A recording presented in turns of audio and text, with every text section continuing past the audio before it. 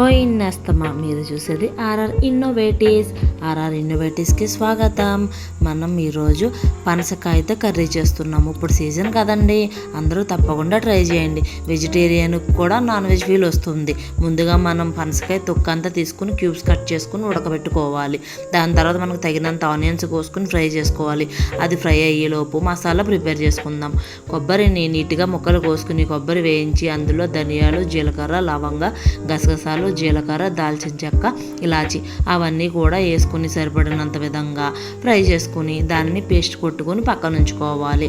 దాని తర్వాత మనము ఉల్లిపాయలు వేపుకుంటూ ఉంటాం కదా, అవి వేగేలోపు మనకు సరిపడినట్టు 2 టమాటాలు కట్ చేసుకుని ఒక బౌల్లో వేసుకోవాలి. దాని తర్వాత ఉల్లిపాయలు వేగినాయో లేదో చూసుకొని దాంట్లో ఈ టమాటాలు కూడా వేసుకొని మనం ముందుగానే ఉడికించుకున్న పనసకాయ ముక్కలు కూడా వేసి 2 స్పూన్స్ కారం, మీ కారానికి సరిపడగా ఎక్స్ట్రా కూడా వేసుకోవచ్చు. దాని తర్వాత మీరు తగినంతగా ఉప్పు వేసుకోవాలి. అలాగే 2 స్పూన్లు అల్లం వెల్లుల్లి పేస్ట్ వేసుకోవాలి.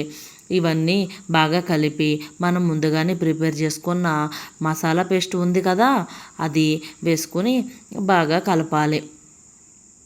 బాగా కలిపిన తర్వాత మూత పెట్టేయాలి. ఈ సీజన్కి తప్పకుండా ట్రై చేయండి, చాలా టేస్ట్గా ఉంటుంది. చికెన్ ఫీల్ వస్తుంది అందరికీ.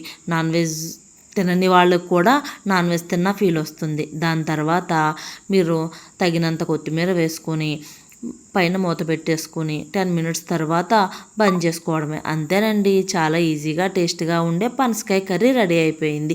Thanks for watching. ప్లీజ్